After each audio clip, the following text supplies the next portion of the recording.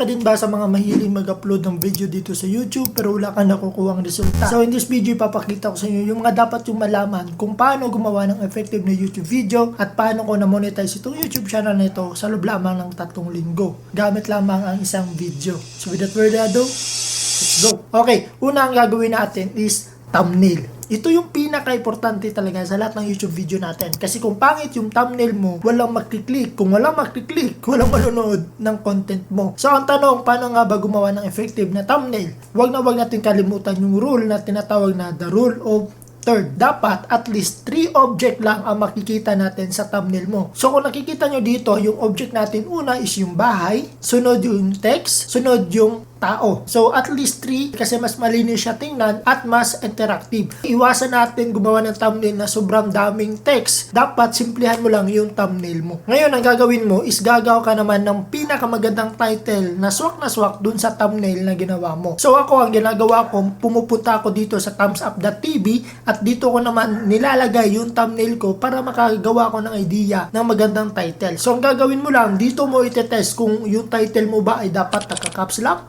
naka-small letters, meron bang number, or combination of all. Dito mo mabivisualize kung ano yung itsura ng magiging thumbnail mo kasama yung title mo pag na-publish mo siya doon sa YouTube. Ngayon, dito na tayo gagawa ng script. So kung napapansin nyo, nauna yung thumbnail bago ang script. Yun yung pinaka-the best way na gawin nyo. Huwag kayong gagawa ng video kung wala pa kayong thumbnail. Doon tayo kasi kukuha ng idea kung ano yung magiging laman ng YouTube content natin. Sa paggawa ng script, nakadepende na yan sa inyo kung merong halong comedy, entertainment, or purong knowledge lang. Pero I do suggest talaga, in the first 30 seconds sa video mo, dapat ma-hook na yung audience mo. Dapat yung script mo, sisimulan mo agad kung paano mo mahikayat yung viewers mo na para hindi sila umalis. For example, ito ang napanalunan naming bahay kapag ibig na magsukat na 110 square meter with a selling price of 1.3 million. So sa paggawa ng script, ang pinaka-importante talaga ang intro. Pagkatapos niyan, dito na tayo sa pinaka-time consuming na ginagawa natin is yung pagre-record at pag-edit ng video. Ang video editor naman na gamit ko ay Filmora. Ang bili ko nito ay 2,000 pesos per year. Kung interested kayo na gawin ito as your video editor, check na lang yung description natin dyan sa baba. Sa pag-edit, huwag niyong kalimutan na lagyan nyo naman ng mga visual effects at mga informative video na at least naman hindi lang sila nakafocus sa mukha mo. At I do suggest na mag-aral kayo ng editing. Sobrang daming tutorials dyan sa YouTube kung paano nyo ma-improve yung mga YouTube video nyo.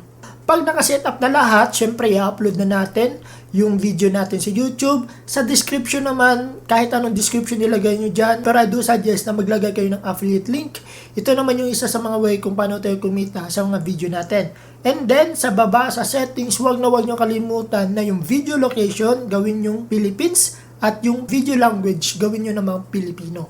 Para at least matrigger natin si YouTube na itong video natin ay para lang talaga sa mga kapwa Pinoy natin. Tapos, dito naman sa thumbnail, huwag nyo kalimutan, i-click itong test and compare at mag-upload kayo ng at least 3 thumbnail para at least masukat nyo kung ano yung pinaka-effective at magandang thumbnail para swak na swak doon sa YouTube video nyo. So kanina gumawa na tayo ng isang thumbnail. Ang gagawin na lang is gagawa ka ng another 2 na magkaiba yung design. Parang ganito. Tapos yun yung nilalagay natin sa YouTube natin para at least makita natin kung ano yung mas laging niklik ng mga potential viewers natin. And then, huwag mo agad i-publish. Dapat i-schedule mo lang siya around 6 PM. Ito lang dapat yung time na pag-upload mo ng video. Kasi ito lang yung time kung saan ang mga tao wala ng trabaho, wala na sa school, lahat na sa bahay na, lahat nakahawak na ng cellphone. Ibig sabihin, mas malaki yung chance na makikita agad yung video mo. Kasi si YouTube kasi, pag maraming nanonood agad ng video mo, mas ipopromote pa nila ito sa ibang tao. And then, pag natapos na yan lahat, wala ka ng ibang gagawin kundi maghintay na hoping na sana madaming manood ng YouTube video mo. So, sa case natin, ito yung nangyari sa YouTube video natin. So, kung napapansin nyo dito, halos kunti lang yung nanonood, tapos biglang umabot ng 14,000 views sa isang araw, tapos naging lumita naman, tapos naging 12,000 views naman sa isang araw.